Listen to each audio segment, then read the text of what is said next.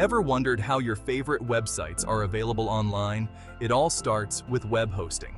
So, what exactly is web hosting and how does it work? Let's dive into the basics. When you purchase a hosting plan, you're essentially renting space on physical computers known as servers. These servers store all the data for your website: images, videos, text, and code.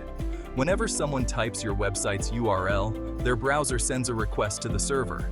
The server then transmits the requested content, allowing visitors to view your web pages. One popular type of web hosting is shared hosting. In a shared hosting setup, multiple websites are hosted on a single server.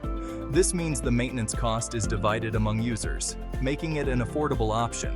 The hosting provider takes care of setting up and maintaining the server, so you can focus on building your website. Plus, you don't need any technical knowledge to get started. However, shared hosting does come with some limitations.